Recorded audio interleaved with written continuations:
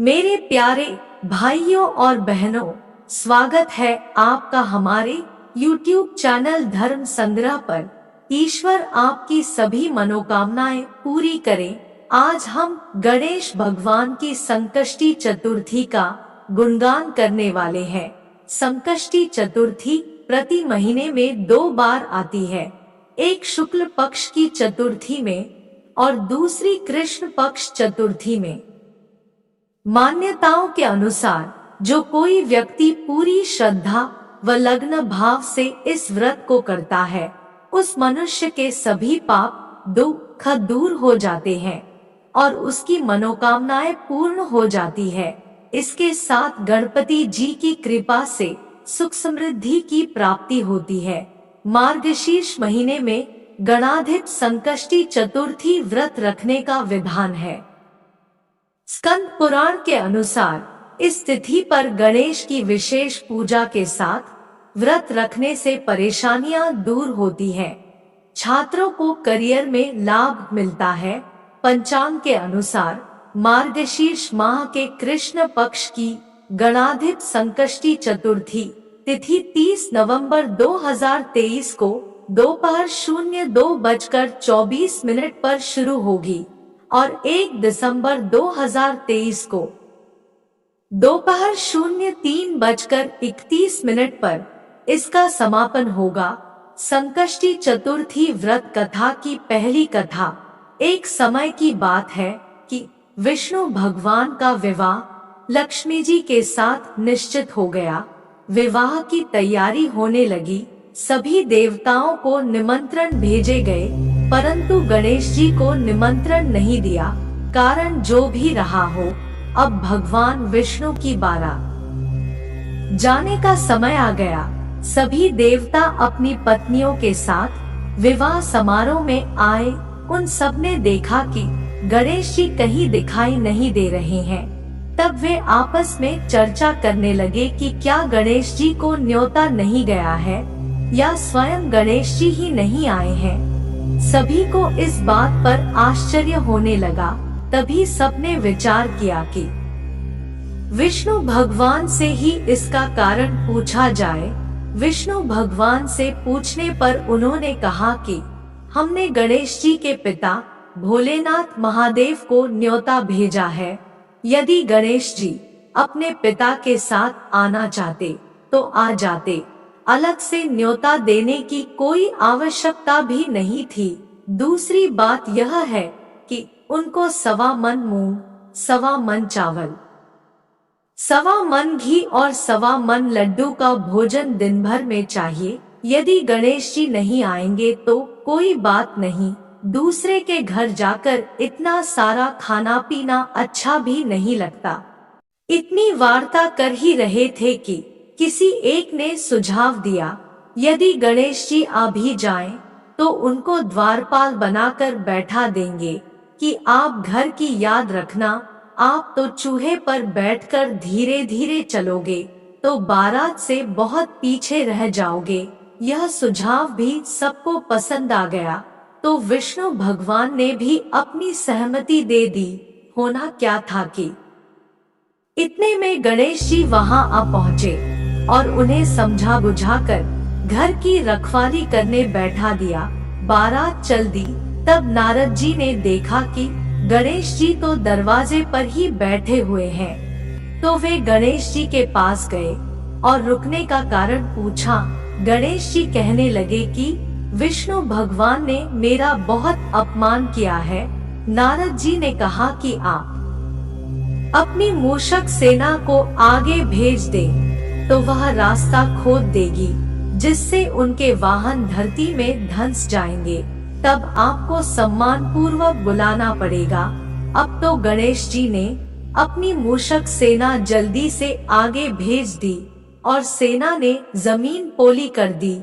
जब बारात वहां से निकली तो रथों के पहिए धरती में धंस गए। लाख कोशिश करें परंतु पहिए नहीं निकले। सभी ने अपने अपने उपाय किए, परंतु पहिए तो नहीं निकले, बल्कि जगह जगह से टूट गए। किसी की समझ में नहीं आ रहा था कि अब क्या किया जाए। तब तो नारद जी ने कहा, आप लोगों ने गणेश जी का अपमान करके अच्छा नहीं किया। यदि उन्हें मना कर लाया जाए तो आपका कार्य सिद्ध हो सकता है और यह संकट टल सकता है। शंकर भगवान ने अपने दूत नंदी को भेजा और वे गणेश जी को लेकर आए। गणेश जी का आदर सम्मान के साथ पूजन किया। तब कहीं रथ के पहिए निकले। अब रथ के पहिए निकल को गए, परंतु वे टूट फूट गए तो उन्हें सुधारे कौन। पास के खेत में खाती काम कर रहा था, उसे बुलाया गया। खाती अपना कार्य करने के पहले श्री गणेशाय नमः कहकर गणेश जी की वंदना मन ही मन करने लगा। देखते ही देखते खाती ने सभी पहियों को ठीक कर दिया। वह खाती कहने लगा कि हे देवताओं, आपने सर्वप्रथम गणेश जी को नहीं मनाया होगा और न ही उनकी पूजन की होगी, इसीलिए तो आपके साथ यह संकट आया है। हम तो मूर्ख अज्ञानी हैं, फिर भी पहले गणेश जी को पूजते हैं, उनका ध्यान करते हैं। आप लोग तो देवतागण हैं, फिर भी आप गणेश जी को कैसे भूल गए। अब आप लोग भगवान श्री गणेश जी की जय बोलकर जाएं, तो आपके सब काम बन जाएंगे और कोई संकट भी नहीं आएगा। ऐसा कहते हुए बारात वहां से चल दी और विष्णु भगवान का लक्ष्मी जी के साथ विवाह संपन्न करा के सभी सकुशल घर लौट आए। हे गणेश जी महाराज, आपने भगवान विष्णु को जैसो कारज सारियो ऐसो कारज हमारो सिद्ध कर जो। बोलो गजानन भगवान की जय। गणेश जी की संकष्टी चतुर्थी की दूसरी कथा शिव पुराण के अनुसार। एक बार स्वर्ग लोक पर बहुत बड़ी विपदा आई और सभी देवता वहां से भागकर सीधा भगवान शिवजी के पास गए और शिवजी को सारी बात बताई और कहा कि हे प्रभु, अब तो आप ही हमें इस समस्या से बाहर निकाल सकते हैं। उसी समय भगवान शिवजी के दोनों पुत्र कार्तिकेय व गणेश जी भी वहीं विराजमान थे। भगवान शिवजी से दोनों पुत्रों से पूछा कि तुम दोनों में से देवताओं की समस्या को दूर कौन कर सकता है। तो दाइनों ने ही खुद गाय इस कार्य के लिए सक्षम बताया। यह देखकर भगवान ने उन दोनों की परीक्षा लेने के लिए कहा कि तुम दोनों में से जो भी इस पूरे ब्रह्मांड व पृथ्वी के चक पहले लगाकर आएगा, वही देवताओं की मदद के लिए सक्षम होगा। भगवान शिवजी के बात सुनकर कार्तिकेय उठा और अपने वाहन मोर पर बैठकर इस ब्रह्मांड व पृथ्वी की परिक्रमा लगाने के लिए चल दिया। किंतु बाल रूप गणेश जी वहीं खड़े होकर सोचने लगे कि यदि मैं अपने वाहन चूहे पर बैठकर इस पृथ्वी व ब्रह्मांड की परिक्रमा करूँगा तो मुझे तो बुत वर्ष बीत जाएंगे, क्योंकि मेरा वाहन चूहा तो छोटा है, वह न तो उड़ सकता है और न ही तेज चल सकता है।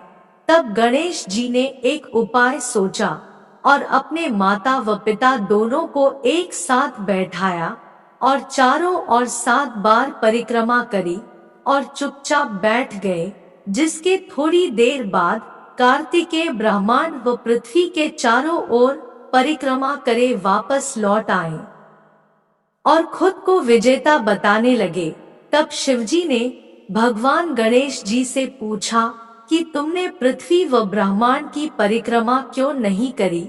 अपने पिता शिव की बात सुनकर गणेश जी बोले, हे पिताश्री, इस संसार में माता व पिता के चरणों में ही संपूर्ण ब्रह्मांड व समस्त लोक बसे हुए हैं, अर्थात पृथ्वी लोक, पाताल लोक, चंद्र लोक, सूर्य लोक, स्वर्ग लोक सभी आप दोनों के चरणों में हैं और इसीलिए मैंने आप दोनों की परिक्रमा 7 बार कर दी तो मैं ही विजेता हुआ।